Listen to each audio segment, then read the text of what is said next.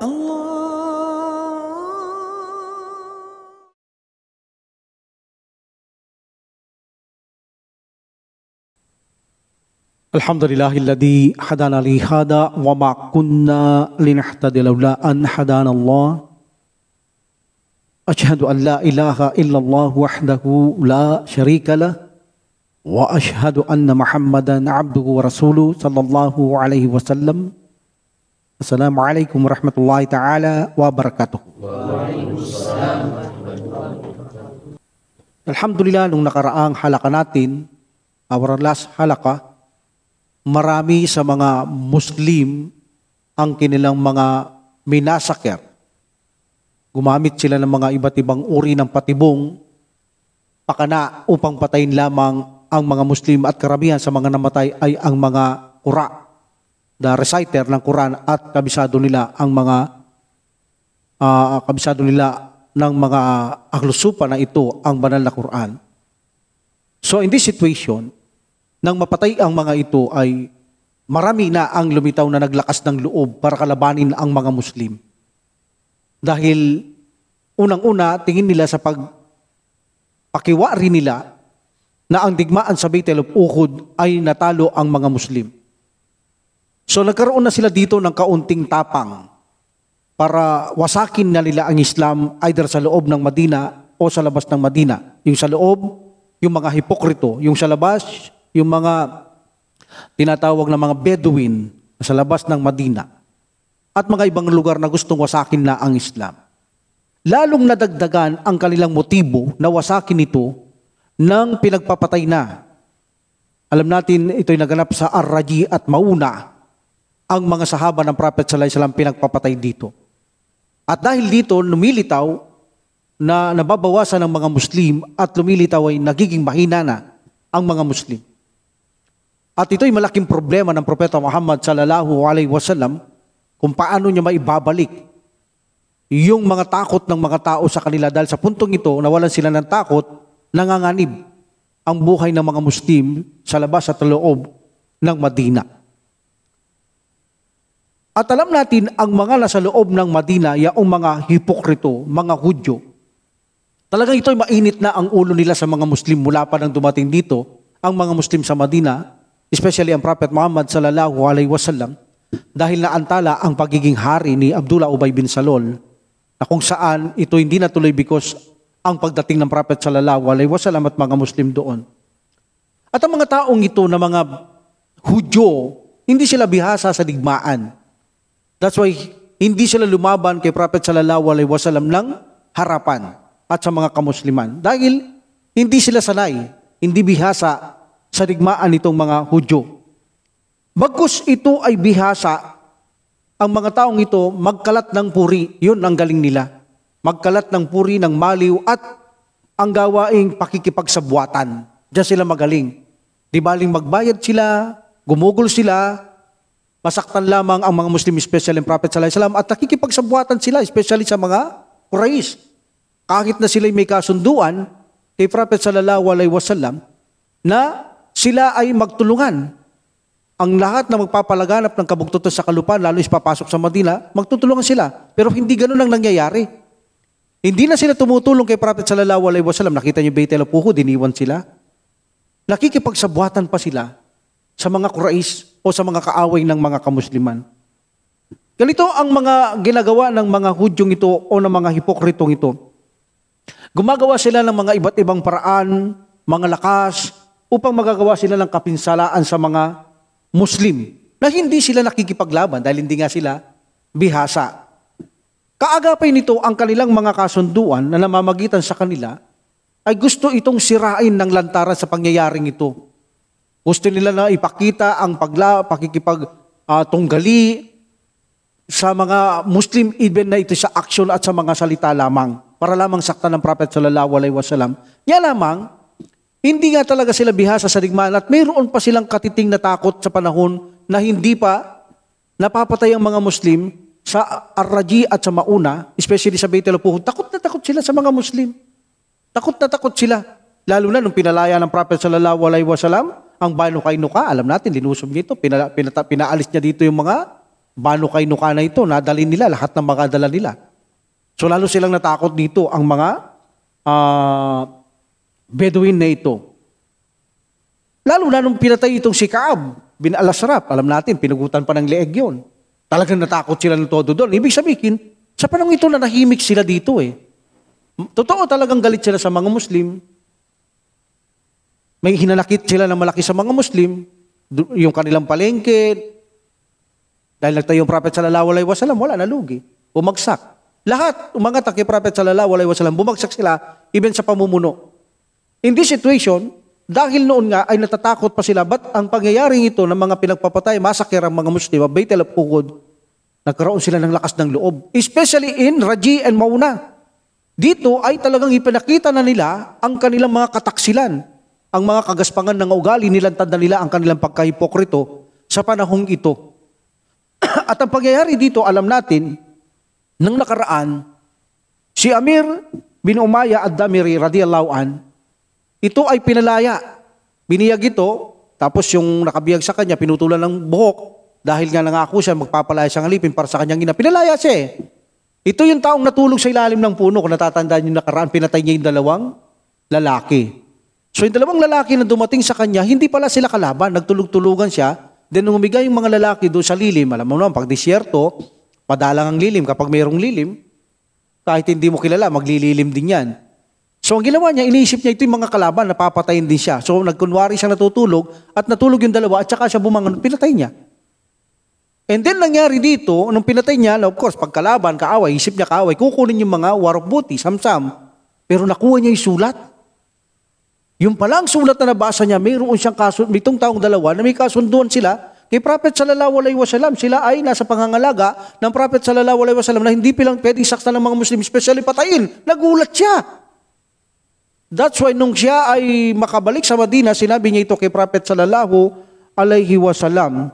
So in this situation, napagdesisyonan ng Prophet sallallahu alaihi wasallam, hindi sinasadya ito, so kailangan nila na magbayad ng diya. Almost 200 camels, as para sa ino, ang diya sa ganyan. Pagpatay ng hindi sinasadya, pagbayad ka ng 200 camels.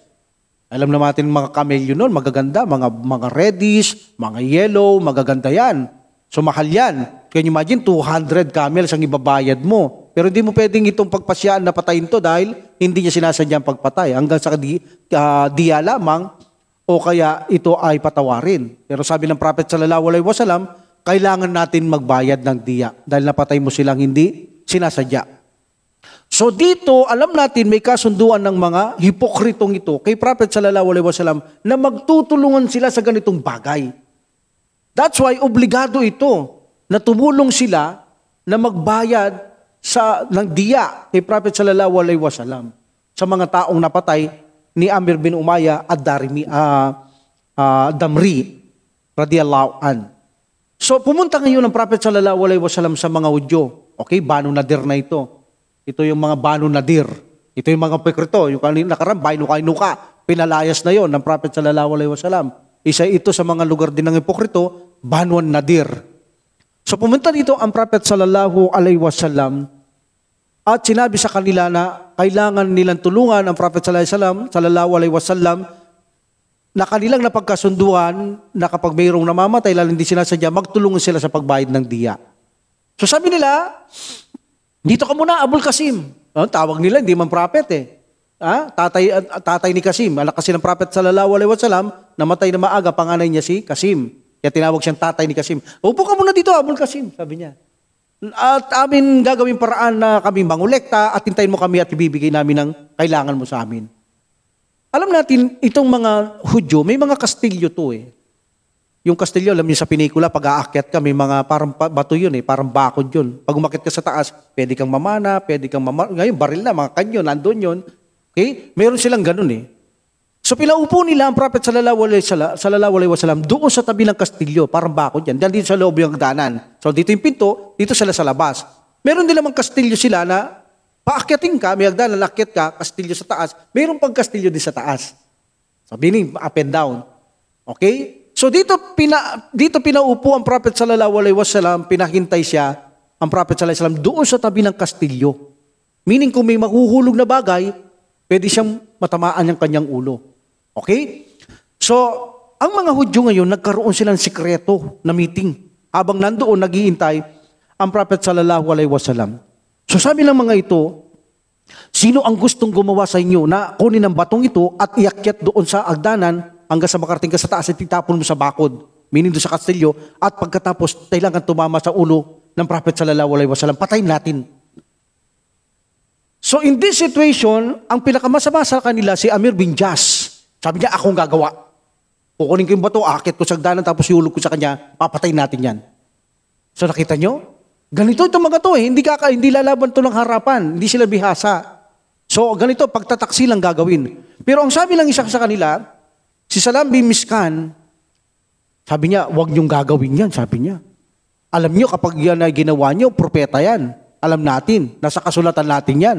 Pari, pinagmamataasan niyo lamang yan. Kapag ginawa niyo yan, paaalam yan ng Allah subhanahu wa ta'ala. At pag pinaalam yan, sabi niya, tayo ang magiging kawawa. So hindi siya pinangginggan itong si Salam bin Miskan. Patuloy sila sa masidin nilang pagnanasa, napatay ng Prophet sallallahu alaihi wasallam. Malaking inanakit Gusto nilang matapos ito. Matanggal yung tinik nila sa kanilang lalamunan, patay ng Prophet sallallahu alaihi wasallam. But dumating si Anghel Jibril alayhi salam. Ito na, dumating siya. At sinabi niya kay Prophet sallallahu alaihi wasallam na ang mga inihintay mo ay sila'y nagpupulong at nagtatangka kang patayin sa pamamagitan ng pagbagsak ng pado sa taas ng pader. Sabi niya, lumisan ka dyan. So umalis ito nang walang nakakalam. Pinibin ng kanya mga kasama, si Umar, Abu Bakar, Ali radiyallahu anhum at mga iba pa. Hindi siya nakitang umalis. Kaya nung mamalayan nila ang Prophet sallallahu alaihi wasallam, wala na doon, bumalik sila doon sa kanila. Sabi niya, Rasulullah, ba't hindi ka namin alam tumayo? Dito niya kinwento. Dito niya kinwento ng Prophet sallallahu alaihi wasallam ang ibinalita ni Jibril alayhi salam, ang pakanang masama ng mga taong itong mga hipokritong ito. So in this situation, sinabi ng Prophet sallallahu alaihi wasallam na nais nila akong patayin. Instead na ibigay yung salaping hinihintay natin, niloloko tayo.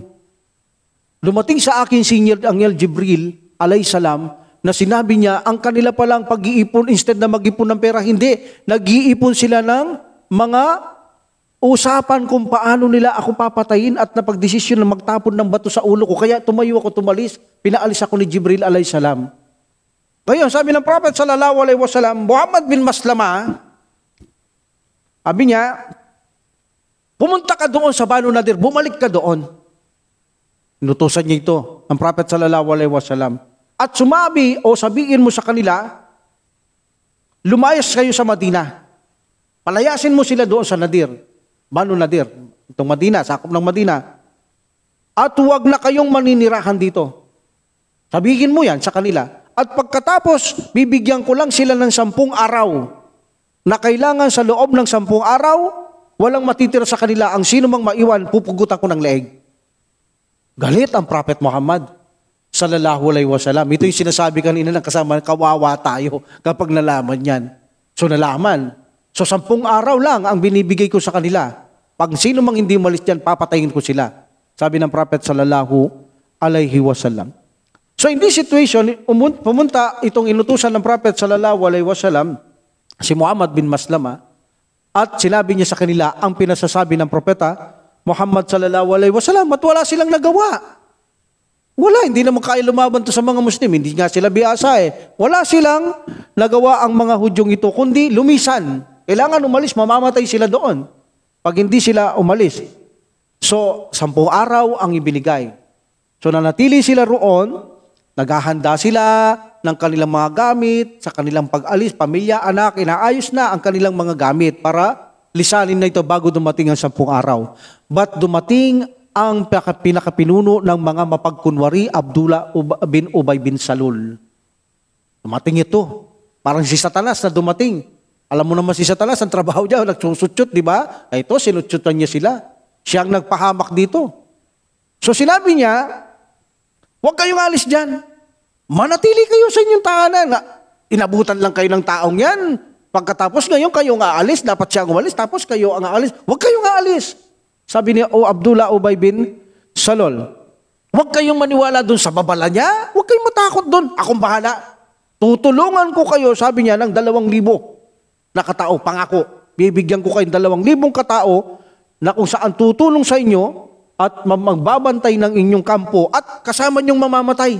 Kung mamamatay, kasama niyo sila. 2,000. Huwag kayong aalis dito. At pinapangakuan din kayo ng mga Banu Qurayda at Gatapan, nakakampiling ninyo, tutulong sila. Abay, lumakas ang loob. Dami nito eh.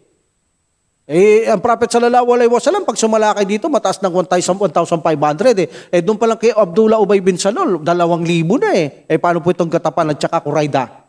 Mga hipokrito na kasama nila. So in this situation, bumalik ang tiwala ng mga Hudyo, lumakas ang loob nila, naging kampante sila sa pangako ni Abdullah Ubay bin Salul. So meaning na natili sila doon. Okay, so in this situation, kahit hindi sila bihasa, dahil napakaraming nyo nga naman, diba, natural sa isang tao, kapag marami kayo, kahit mga duwag kayo, pag dumami kayo, lalaban kayo, pag konti lang sila. So lumakas na talaga ang loob nila. In this situation, umasa yung pinuno nilang ng mga Banu Nadir, si Huyay bin Akhtab. At hindi lang yon. Pinasabi niya pa kay Prophet sallallahu alaihi wasallam na hindi sila aalis doon kahit anong mangyari. Kung gusto niya ng labanan, labanan. Di ba? Lumakas ang loob eh, pero wala pa yung kasama nila. Masyado siyang nagmadali, wala pa yung pinangakong kasama nila. Masyado siyang nagmadali. So in this situation, nung ang inutusan nitong tao ay nakarating kay Prophet sallallahu alaihi wasallam, ang kasagutan ni Huyay bin Akhtab, ang pinuno ng Banu Nadir ng mga hipokrito, na handa silang makipaglaban kay Prophet sallallahu alaihi wasallam. Ano sabi ng Prophet sallallahu alaihi wasallam? Allahu Akbar. So sabi ng mga sahaba, Allahu Akbar, Allahu Akbar. Gusto nila labanan eh. So masaya pa ang Prophet sallallahu alaihi wasallam, dinakila nila ang Allah subhanahu wa ta'ala. So in this situation, iniwan sa Madina si Ibn Maktum.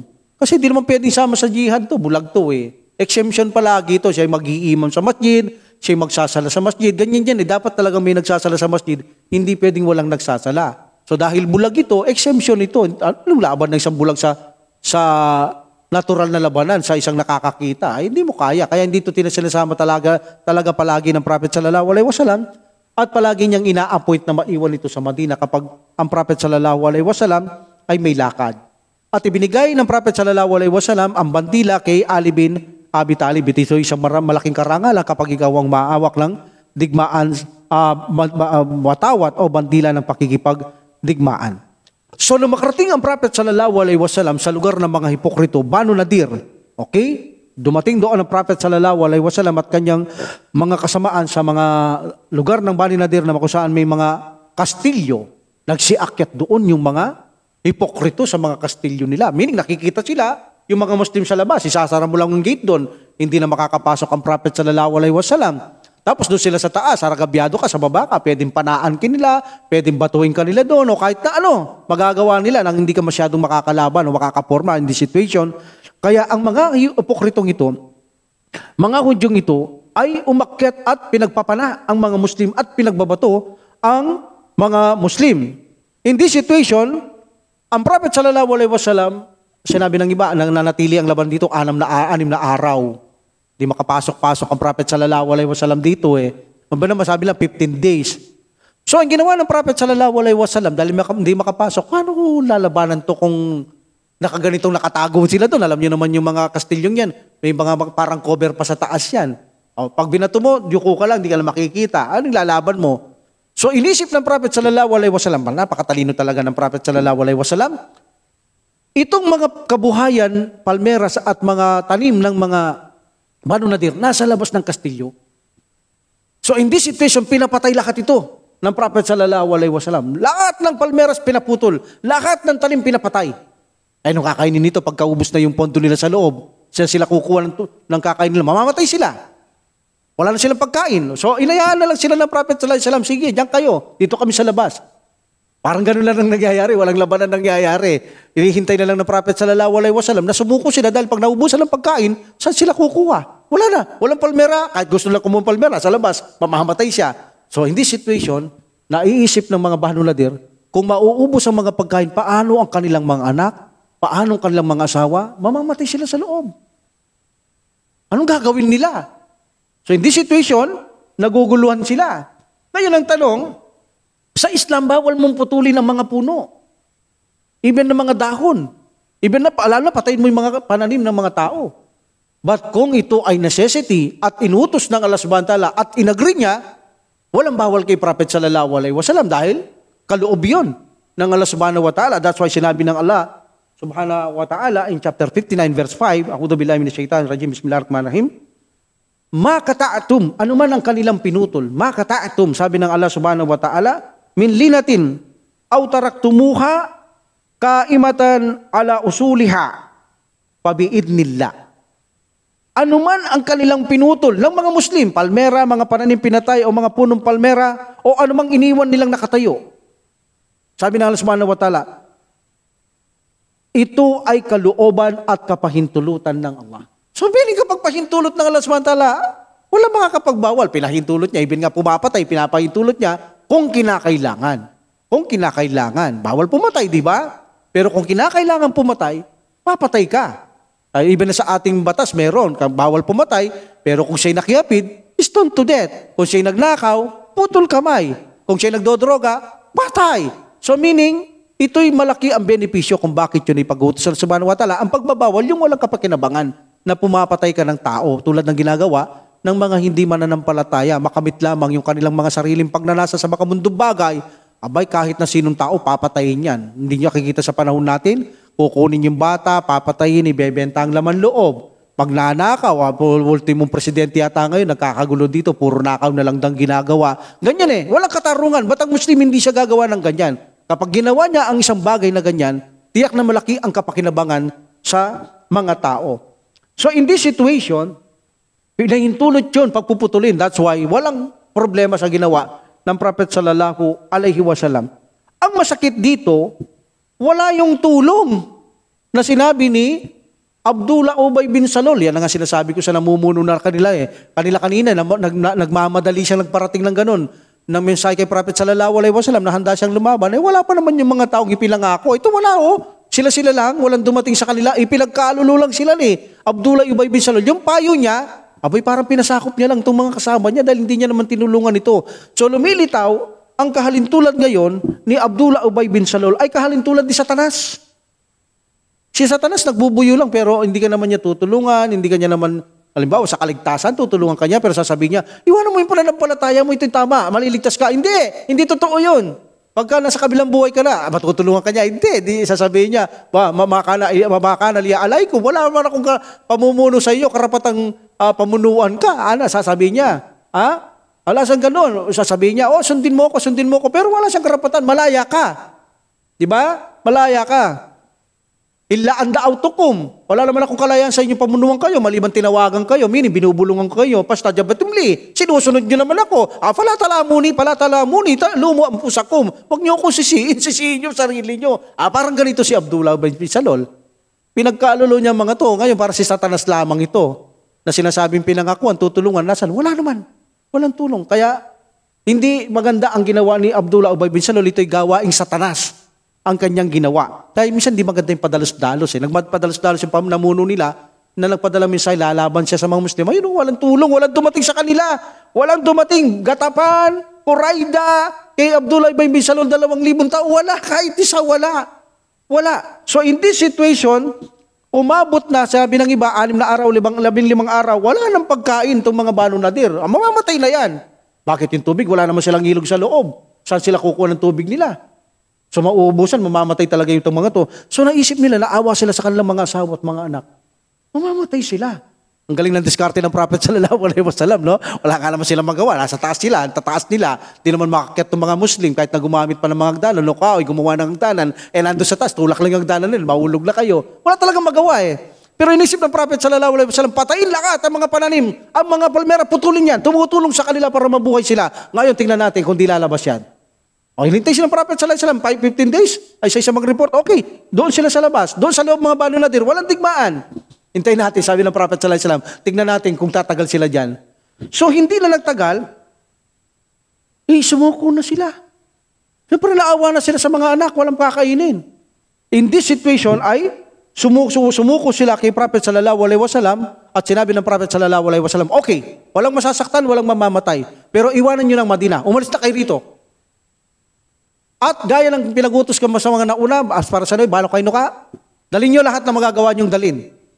Dalin nyo, lahat na magagawa nyo yung dalil. Kung madala nyo lupa, dalin nyo. Huwag lang yung mga armas. Hindi ko pinag-uutos sa inyo, dalin nyo yung mga armas. Kung mabuhat yung lupa ninyo, buhatin nyo. Basta lahat na madadala nyo, dalin nyo. Huwag lang yung mga armas, iwanan nyo yung mga armas nyo. Either pambalot sa ulo, pambalot sa katawan, espada, sibat, iwanan nyo lahat yan. Wala kayong pwedeng dalin dyan. Sabi ng Prophet sallallahu alaihi wasallam. So in this situation, wala silang nagawa sa itinadhana ng Allah subhanahu wa ta'ala. So in this situation, winasak nila ang kanilang mga tahanan sa kanilang sariling kamay. Meaning, kukunin yung pinto, kukunin yung bintana, yung mga bubong. Last na madala nyo, sabi ng Prophet sallallahu alaihi wasallam, wag lang yung mga armas. So in this situation, almost 600 kamelyo.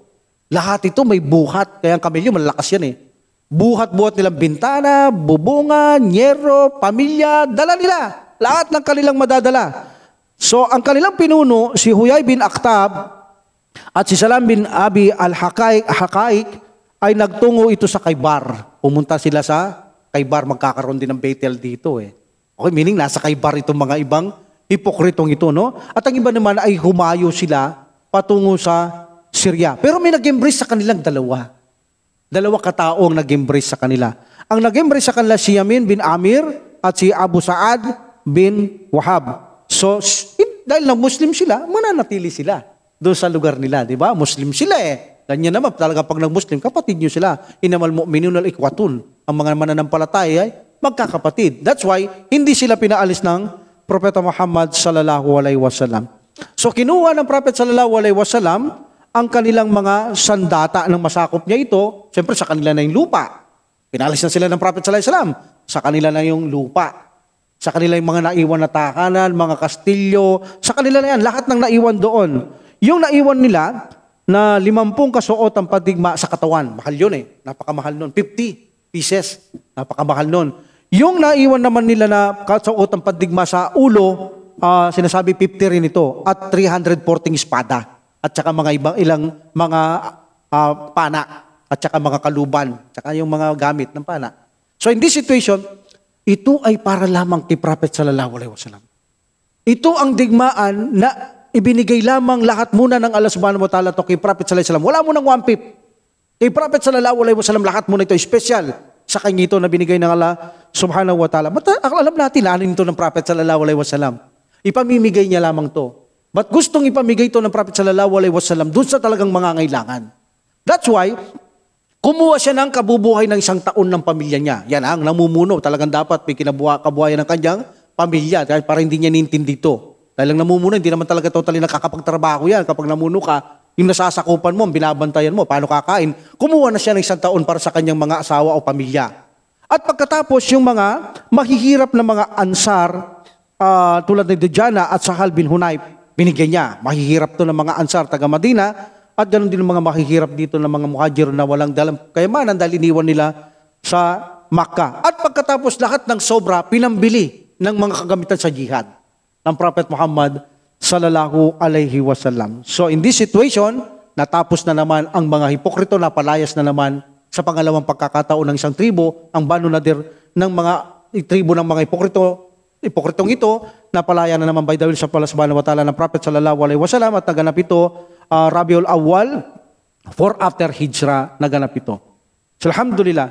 So, in this situation, itong pangyayaring ito nahulog, inireveal in chapter 59. In chapter 59. But actually, Ibn Abbas radiyallahu an, ang tawag niya sa chapter na ito, Al-Hashar, siya tawag niya, chapter of Banu Nadir Banu Nadir, because nalaglag dito ang surang ito. Itong surang Banu Nadir, unang-una, inilarawan ng Allah subhanahu wa ta'ala sa kabanatang ito ang pagtaboy niya sa mga Hudyong ito. Inilarawan niya ang pagtaboy, ang mga dahilan, bakit sila tinaboy, anong nangyari. Inilarawan niya ng Allah subhanahu wa ta'ala. Ibinunyag ng Allah subhanahu wa ta'ala ang kanilang kawalang hiyaang pag-uugali sa asurang ito ng mga Banu Nadir o mga hipokritong Hudyo na ito. Pangalawa, ipinaliwanag ng Allah subhanahu wa ta'ala ang batas na may kinalalaman sa labi ng digmaan. Kasi dito, binigay ng Allah subhanahu wa ta'ala, special muna ang labi ng digmaan kay Prophet sallallahu alaihi wasallam. Number 3, pinuri sila ng Allah subhanahu wa ta'ala ang mga Muslim dito, ang mga Muhajirun at Ansar, radiyallahu anhum, in a natural phrase. Pinuri sila ng Allah subhanahu wa ta'ala. At ipinaliwanag din dito ng Allah subhanahu wa ta'ala kapag pinapahintulot niyang isang bagay, ay walang masama tulad ng pagputol nila at pagpatay sa mga pananim, ito ay nireveal din ng Allah subhanahu wa ta'ala na kanya itong ipinahintulot. At utusan niya sa chapter na ito ang mga mananampalataya ay maging masunurin sila kay Allah subhanahu wa ta'ala at kay Prophet sallallahu alaihi wasallam. At alam natin kapag ganito ang nangyari ay ang tagumpay at biyaya ng Allah subhanahu wa ta'ala ay darating sa kanila. At pagkatapos ay winakasan ng Allah subhanahu wa ta'ala ang kabanatang ito, ang pagluwalhati sa kanyang mga pangalan, magandang katangian ng Allah subhanahu wa ta'ala. So ito ang nilalaman ng surang ito. Alhamdulillah. Now in this situation, dako tayo sa pagsalakay nila sa An-Najjad na tinawag itong Datur Rika.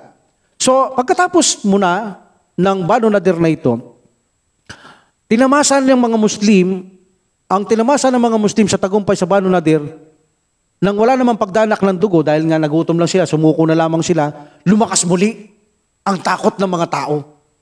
Bumalik na naman, ito na. Nabalitaan sa labas ng Madina ang mga Biduin, lumakas na naman ang takot nila sa mga Muslim. Mapupersa pa pala sila. Yun ang kakala nila dati na hindi na mapupersa, yung pala, mapupersa pa sila. Kahit na maraming nangyari ng mga patibong napapatay mga Muslim, Battle of Uhud, yun ipinakita ng Prophet sallallahu alaihi wasallam na hindi sila mahina katulad ng kanilang mga iniisip. That's why, in this situation, marami na naman ang natatakot sa mga Muslim na nagusto sana sa lakayin nito, pero nagkumpisa na naman silang natatakot. So in this situation, ang Prophet Muhammad sallallahu alaihi wasallam patuloy niyang dinisiplina ang mga gustong kumalaban sa kanya sa kalabas, hanggat ito'y nasasakop niya at natakot muli ang mga tao sa kanya. At sa ganito naman, ang Prophet sallallahu alaihi wasallam ay pinagplanuhan na naman sila ng mga Banu Gatapan. Mga Banu Gatapan, Banu Maharib, Banu Talabah, na lumabas sila at tumaak sa Madina at patay ng Prophet sallallahu alaihi wasallam. At ang mga sahaba, lusubin, sasalakayin. Ba't nabalitaan ito ng Prophet sallallahu alaihi wasallam? So, kailangan siyang lumusob para matakot sila eh. Kasi pag hinihintay mo, ito ay walang epekto. Pero kung nabalitaan, lulusob ka, matatapang talaga itong Muslim na to. So magkakaroon talaga ng takot ang mga kaaway nila sa labas ng Madina. That's why, si Prophet sallallahu alaihi wasallam, nung malaman niya ito, siya ang lumusob. Hindi nila nagawang lumusob ng mga taong ito. Siya na mismo lumusob ang Prophet Muhammad sallallahu alaihi wasallam. So ito ay tinawag na Datur Rika, ang paglusob sa Najjad. Bakit? Because nang pumunta doon ang Prophet sallallahu alaihi wasallam, there is a ikhtilaf kung bakit ito tinawag ng Datur Rika. Sabi ng iba, nagpunit sila ng tela at sinabit ito at ginawang bandila abang lumalakad papunta ng Banu Nadir, Banu Najjad. Ang iba naman sabi hindi. Ito ay ang pinaka-authentic dito ay yaong mainit sa panahon yaon. Masakit sa balat, mahapdi. Dahil disyerto, mahapdi sa balat ang kanilang paglalakbay. So ang ginawa ng mga Muslim, nagpupunit sila ng mga tela at tinali sa mga paa nila. That's why they call this Datur Rika. Okay? Allah knows best. So in this situation, sinalakay ito ng Propeta Muhammad sallallahu alaihi wasallam. At nang malaman ng mga Gatafan, Talaba at saka Muharib ang pagsalakay ng mga Muslim, natakot sila, nabalitaan pa lang. Natakot na sila. In this situation, namundok sila. Pero nandun sa lugar nila, namundok lang. Kaya pagdating ng Prophet Muhammad sallallahu alaihi wasallam, walang tao. So dahil ito'y digmaan, masasamsam ng Prophet sallallahu alaihi wasallam ang kanilang mga ari-harihan. At nanatili doon ang Prophet Muhammad sallallahu alaihi wasallam, ito ay Rabiul Thani o Jumadal Ula, ika-4 ng after Hijrah. So nanatili doon ang Prophet sallallahu alaihi wasallam. At dito na-reveal ang chapter 4 verse 102, ang Salatul Prayer, Salatul Khawf. Yung Salatul Khawf, marami itong ikhtilaf. Like for example, pag-iimam dito ang Prophet sallallahu alaihi wasallam, abang nasa harapan niya yung mga ibang sundalo. Binabantayan yung mga kaaway na sa bundok kasi. Kaya peer prayer eh. Nangangamba ang Prophet sallallahu alaihi wasallam, pagka nagsala sila, biglang umatake, bumaba, patay silang lahat. That's why, may nagbabantay abang nagsasala yung kalahati. Nag-iimam ang Prophet sallallahu alaihi wasallam, Pers Raka, yung nasa likod, Pers Raka. Okay, sasabayin nila. Pag tayo ng Prophet sallallahu alaihi wasallam, mabalik sa second Raka, tatapusin nila ang pangalawang Raka dahil sila ay musafir dito, dalawa lang. Then pagkatapos sa alis to, pabalik yung isa. Then bubuhin yung, kung yumuko man ng Prophet sallallahu alaihi wasallam, wala silang naabol, pag-upo ng Prophet sallallahu alaihi wasallam, tapusin nila dalawa, hintay sila ng Prophet sallallahu alaihi wasallam hanggang sa magtasyahud.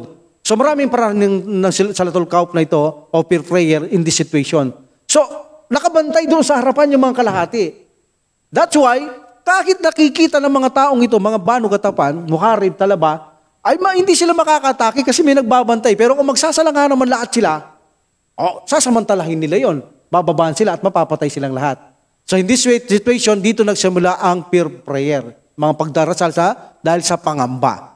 Alhamdulillah. Ang Revelation chapter 4 verse 102. So in this situation, nasakop nila ito, nanatili doon ng Prophet Muhammad sallallahu alaihi wasallam at nalaman na naman ng mga maraming gustong kumalaban sa kanila, nagbalik ang dignidad. At pagkatakot nila sa mga Muslim, mga mataong ito, matatapang talaga mga Muslim. Akala natin mahina na, nababalitaan pala sasalakay, nandyan na sila. Kaya nga marami na naman ang nanginginig sa takot sa mga kamusliman. At kailangan itong gawin ng Prophet sallallahu alaihi wasallam para na magkaroon sila ng seguridad, kapayapaan ang mga nananakanan sa Madina. Malayo sila maaari silang salakayin, panganib, pangamba, meaning namumuhay silang mapayapa, ligtas at tahimik dahil takot sila sa mga Muslim. Alhamdulillah. So ngayon parating na yung kasunduan nila Abu Sufyan. Nung after Battle of Uhud ang kasundo ng Prophet sallallahu alaihi wasallam Abu Sufyan, bago sila naghiwalay, magkita sila sa susunod na taon sa Badar. So sabi niya si Abu Sufyan, siya nagamon dito. Sabi niya, Muhammad, kung buhay ka man sa susunod, sabi niya, magkita tayo sa Badar, 1 taon. Exactly. Sabi ng Prophet sallallahu alaihi wasallam, sahaba, yan ang dapat mangyari. Meaning para makita kung sino dapat matira. So sinabi ng sahaba, yan ang dapat daw mangyari, sabi ng sugo ng Allah. After one year, magkita kayo sa Badar. So ito na ngayon. Pumasok na ngayon yung 1 year. Magkikita na sila. Hindi maaaring hindi pumunta ang Prophet sallallahu alaihi wasallam. Hindi maaaring magpakita siya ng delay. Pumunta siya ng maaga para makita ng mga tao, hindi duwag ang mga Muslim. Talaga magaling talaga ang Prophet sallallahu alaihi wasallam sa mga strategy niya, no? So that's why, ang Prophet Muhammad sallallahu alaihi wasallam ay tumungo siya sa Badar. Ang kasama niya rito ay 1,500 at 10 lang ang nangangabayo dito. Ito mo, marami na ito, 1,500. Kaya kung tumulong si Abdullah Ubay bin Salul sa mga hipokrito, 2,000 na siya, tapos yung Quraida pa, tapos yung isa pa, marami nga naman sila, kaya nagamon na itong pinuno ng Nadir. Kaso wala naman dumating sa kanila, pinagkalulo lamang sila. So in this situation, 1,500. Kita ng mga tao ito, sa mga Bedouin, nakikita, yan naman mga Muslim, dami sa kayo pupunta to. At alam ng mga iba, mga Bedouin, alam mo, mga Bedouin, sila mga telepano sa panahon nila eh. Telepano yan eh. Dikit-dikit yan. Kapag may nalaman doon, lilipad hanggang dito, makakarating sa lugar yan. Kapag gusto mo magtanong sa kanila, ng balita sa Makkah, pumunta ka sa kanila. May alam yan. Tapos yung mga karaban, dumadal. Mga baga sa tinatawag ngayon, mga marites, mga lalaking mga marites, no? Mga chismoso ang mga Bedouin. Lahat ng mga balita alam nila. That's why nakikita sila. At ang iba alam nila, ito yung kasunduang 1 taon na magkikita muli ang mga Quraysh. So kita nila mga Muslim ha, tapang talaga itong mga Muslim na to. Hindi talaga, wala pa yung kasundo, paparating pa lang, papunta na talaga sila. So in this situation, papunta ang Prophet sallallahu alaihi wasallam, 1,500 ang mga gabayo. So again, Ali bin Abi Talib, radiyallahu an, ang may hawak na bandila. At dito naman itinalaga ng maiwan ng Prophet sallallahu alaihi wasallam sa Madina ay si Abdullah bin Rawaha radiyallahu an. Hanggang sa narating nila ang Badar. Okay? Tinawag nila itong pangalawang digmaan sa Badar o pangalawang maliit na Badar. Okay? Ang digmaan dito. At walang digmaang naganap dito. Titingnan natin bakit walang digmaang naganap dito. So, nandun na ngayon ang Prophet sallallahu alaihi wasallam sa Badar. Naghihintay na. Ito namang si Abu Sufyan, itong namumuno nakaraan, siya pa rin mamumuno sa mga Quraysh, paalis na rin sila sa Makkah. Ang kanyang mga gabayo ay 50.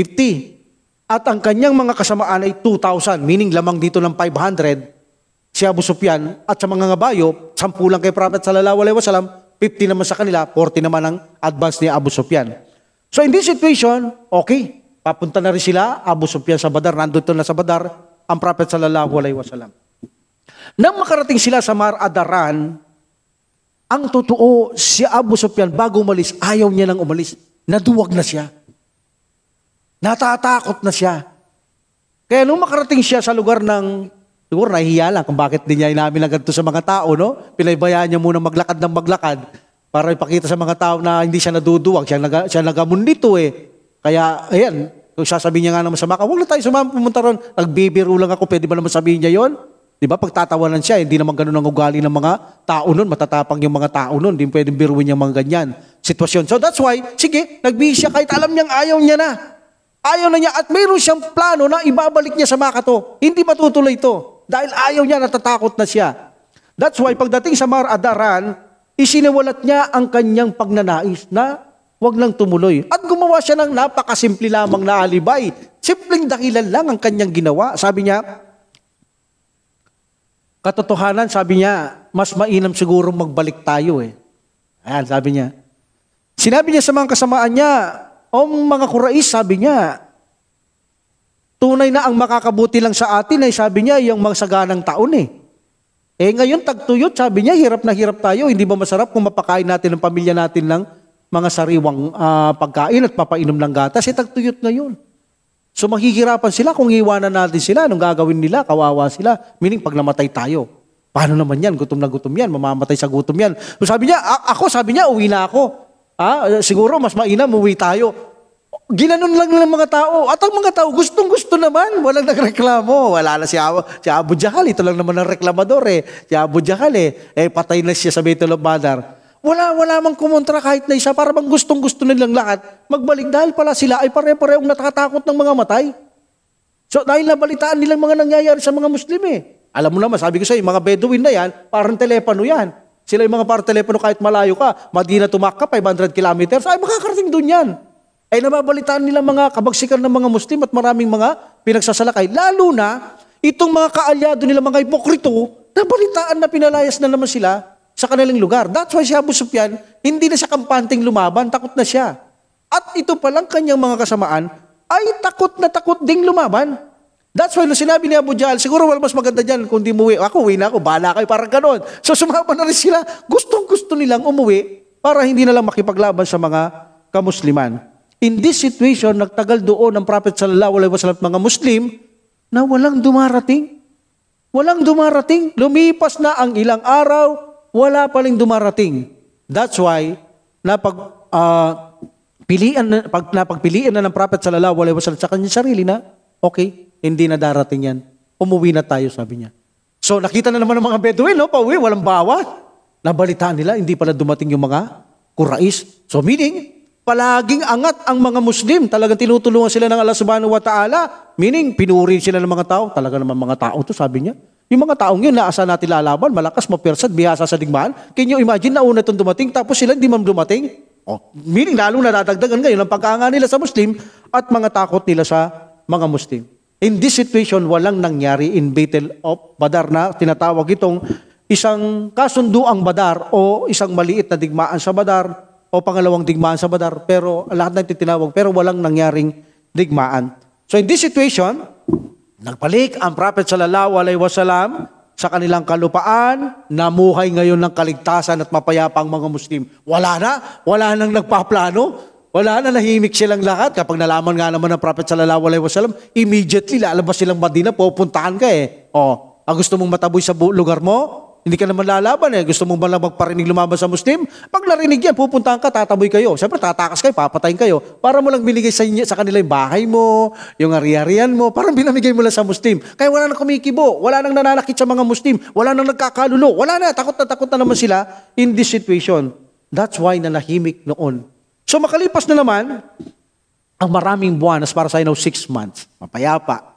May mga tao na kung saan ay ito ay tribo na sa paligid ng Dumatal, Jandal, na ito'y malapit sa Syria, malayo-layo. No? Kasi Prophet sallallahu alaihi wasallam in time na ito, nanakop siya sa malalayo.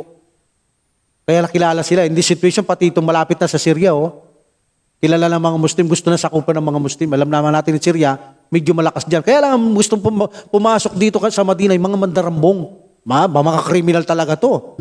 Inaharangan nila sa daan yung mga tao, mga kalakal, pinapatay nila. At ito ay may mga grupo at nag-ipon pa ito ng grupo. At gusto nilang salakayin ang Madina. So in this situation, nalaman na naman ng Prophet sallallahu alaihi wasallam ng mga tao to kahit malayo. May mga Bedouin, may mga telepono dyan Yan ang mga telepono. Nakarating na naman kay Prophet sallallahu alaihi wasallam. Of course, hindi na nagro-ronda yung mga Muslim doon. Malayo na yon.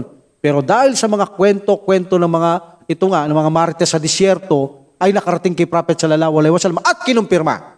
At ito ay katotohanan na sila'y mandarambong, sila'y pumapatay ng mga tao, highway robbery sila, at mayroon silang grupo na nag-ipon silang palakas at gusto nga salakayin ang Madina. So in this situation, ang sugo ng Allah subhanahu wa ta'ala ay itinalaga niya sa Madina na iwan si Siba bin Arpata al-Ghifari. At lumabas ang Prophet sallallahu alaihi wasallam, 1,000 sila rito. 1,000 ang kasama ng Prophet sallallahu alaihi wasallam. Okay? So in this situation, dahil hindi nila kabisado ang daan doon so nagpasama sila sa taong si Bani Udra na siya ang tutulong sa daan para malaman nila kung saan ang papuntang daan yung mga taong ito. So tinulungan sila ni Udra. In this situation, lumabas ang Prophet sallallahu alaihi wasallam. Alam niyo ang paglusob dito? Surprise ito Another technique. Ang Prophet sallallahu alaihi wasallam, para hindi nila malaman ang pagdating ng Muslim, sa umaga hanggang maliwanag, wala kang makikitang Muslim. Meaning, nakatago sila. Pagdating ng gabi, doon sila lalakad. So meaning, walang nakakaalam. Gabi disyerto ito, hindi naman syudad to. So walang makakita, madilim yan. So sa gabi, lumalakad sila. Sa umaga, wala sila. Pag sa gabi, nandun sila. Sa umaga, wala sila. So ilang araw din nilang ginawa yon.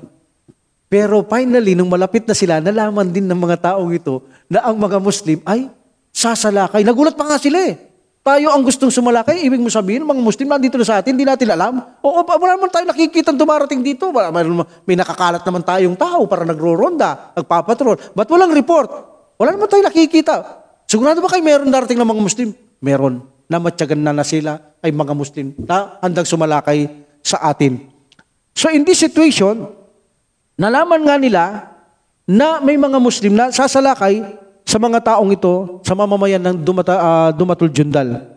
So sila ay nagsitakas na. Ayan na, sinasabi natin Pilit kayo lalaban, pag lumusob ang Muslim, tatakas ka lamang. Iiwan mo lang lugar mo, bibigay mo lang sa kanila. Of course, labanan yan, samsam yan. Lahat ng iniwan mo sa kanila. Kung naiwan mo pa yung anak mo at asawa mo, di naging alipin pa yung mga yaan. Yun ang kinakatakutan na sa Madina, sa labas ng Madina Kaya ayaw na nila lumabas sa mga Muslim Parang bibigay mo lang sa kanila yung mga, merong mga kayong ari-arian o ano pa man, parang bibigay mo lang sa kanila. So in this situation, nagsitakas din ang mga ito. Kanya-kanyang direksyon ng mga taong ito, kanya-kanyang takas, kanya-kanyang alsabalutan, sa kanyang mga pamilya, dinala niya. So iniwan nila ang kanilang pamayanan. So dahil sa iniwan nila ang kanilang pamayanan, nanatili doon ang Prophet sallallahu alaihi wasallam ng 15 days. Walang dumarating, wala nang nagbalik sa mga taong ito. At pagkatapos ang Prophet sallallahu alaihi wasallam, hindi pa na-satisfy dahil iba ito, ibang lugar, malayo na to labas sa kanila to. Ang ginawa niya, pakilala. Anong pakilalang ginawa ng Prophet sallallahu alaihi wasallam? Lahat ng kanyang kasama, kinalat niya sa lugar na yan. At naghahanap sila sa mga taong ito. Meaning ang mga taong ito na nagtago sa man direksyon, alam nila ang mga Muslim nakakalat at hinahanap ang mga taong ito. Meaning, talagang mababagsik ang Muslim. Hahanapin at hahanapin ka kung nasaan kayo. Kapag nakita kayo, papatayin. Ito'y technique ng Prophet sallallahu alaihi wasallam para sabihin ng sa mga Syria na malapit na dyan, ang mga Muslim, mababagsik. Hindi ka titigilan hanggat hindi ka napapatay kapag sila ang hinamon o kinakalaban mo. Wala namang nangyari, wala silang nakita. So in this situation, sa matagal na pananatili ng Prophet sallallahu alaihi wasallam, mayroon doon isang tao na si Uyay na binisin na nakipagkasundo siyang kapayapaan sa kanila at sila ay pumayag. So, meaning sa mabilis na pagsulong na ginawa ng Prophet sallallahu alaihi wasallam sa mga matatalinong plano ng Prophet sallallahu alaihi wasallam, napagtagumpayan niya ang pagpapalaganap ng kapayapaan sa kanilang lugar at sa malalayong bayan. Naging safety, mapayapa ang kabuhayan ng mga Muslim. Meaning na tumahimik na naman ang buhay ng mga Muslim. Wala nang gustong magwasak sa loob ng Madina, sa labas ng Madina. Wala na nanahimik na ang mga ito. Because nanahimik ang sitwasyon, nagsagawa sila ng da'wa. Walang nakikialam. Kahit nag-isa ka lang, hindi ka pwedeng galawin.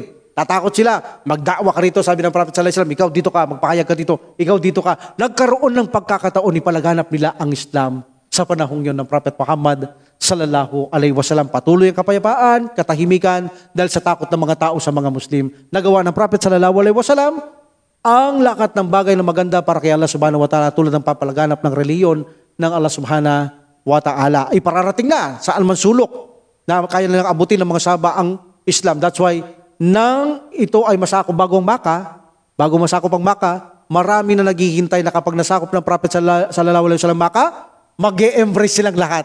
Alam na nila ang Islam totoo Kaya lang gusto lang silang proof, isang matatag na proof, matibay, na kung masasakop ng Prophet sallallahu alaihi wasallam Makkah, no doubt, siya'y sugo ng alasmantala at yayakap sila ng sabay-sabay kay Prophet sallallahu alaihi wasallam sa pananampalatayang Islam. So inshallah, we will stop here. Papapatuloy natin sa susunod ang buhay ng mahal na Propeta Muhammad sallallahu alaihi wasallam. Inshallah. Wa akhiru da'wat alhamdulillah rabbil alamin wa salatu wa salam ala rasulillah. Subhanaka allahumma wa bihamdika asyhadu an la ilaha illa anta astaghfiruka wa atubu ilaik. Assalamualaikum warahmatullahi taala wabarakatuh. Waalaikumsalam warahmatullahi wabarakatuh.